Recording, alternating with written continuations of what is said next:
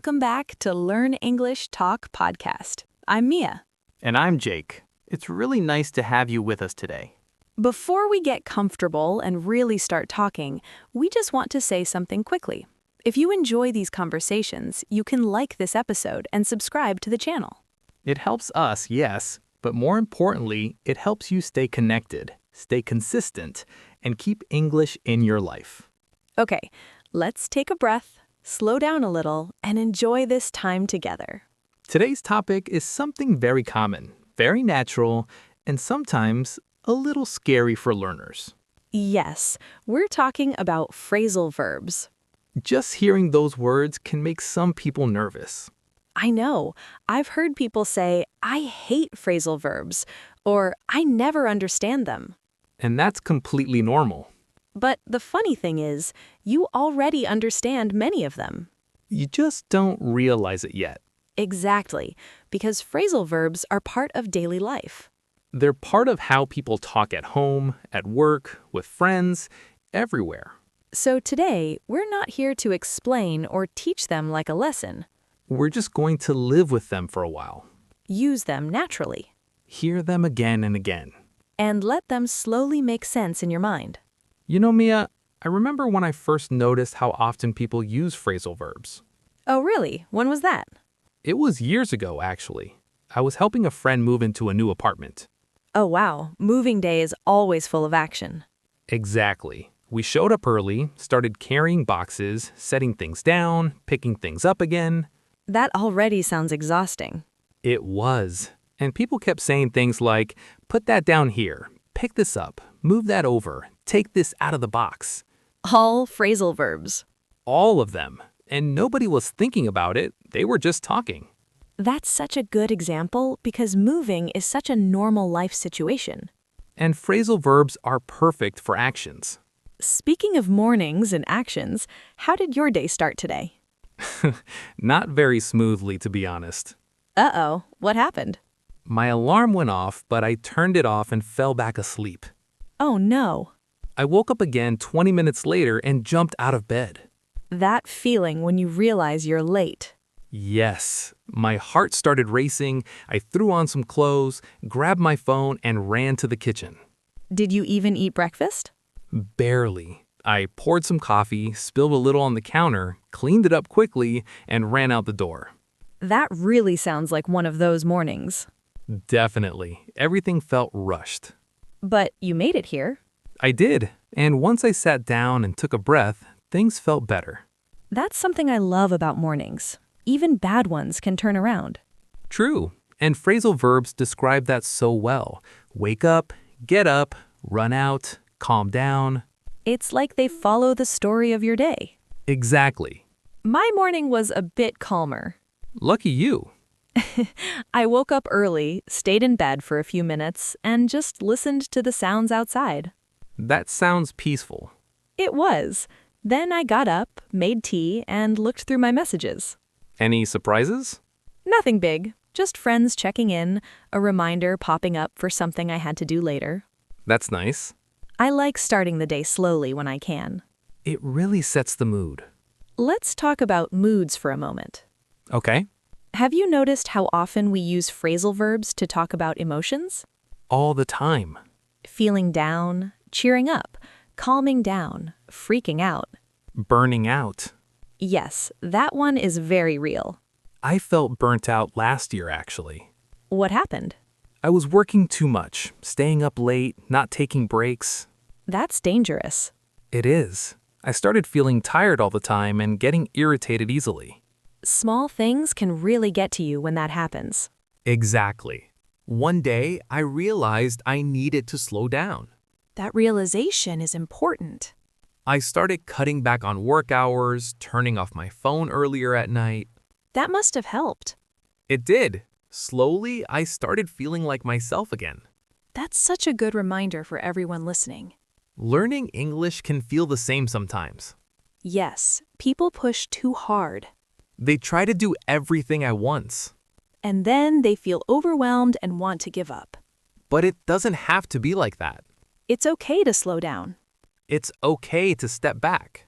And it's okay to just listen. That's why this kind of podcast exists. Exactly. Let's talk about another everyday situation. Work. Ah, yes. Work conversations are full of phrasal verbs. Yesterday, I had a meeting that was supposed to start at 9. Let me guess. It started late? Of course, it got pushed back to 9:30. Very common. People showed up late, one person had to drop out, another couldn't connect, Technology problems never fail. but we worked through it. That's the important part. At the end, we wrapped things up and decided to follow up later. All very natural language. Exactly. At my job, I had to catch up on emails today. After a busy week, Yes, they piled up so quickly. that inbox feeling is stressful. It is. I started with the easy ones, answered them, cleared them out. That feels good. Then I focused on the harder ones. Did you finish everything? Not all of it, but enough to feel okay. Sometimes enough is enough. I agree. Let's move on to something more fun. Friends. I like this topic. I met up with an old friend last weekend. Someone you hadn't seen in a long time? Yes, we kind of lost touch over the years. That happens so easily. It does, but we decided to catch up over coffee. And how was it? Surprisingly easy. It felt like no time had passed. That's the best feeling. We talked about work, family, old memories. Did you laugh a lot? A lot. We laughed things off, joked around, remembered silly moments. That kind of connection is special. It really is. I had a similar experience recently. Oh? I ran into someone I used to study with years ago. By accident? Yes, completely unexpected. Those moments can feel strange at first. They can. We were both surprised, but then we started talking. And the conversation just flowed? Exactly.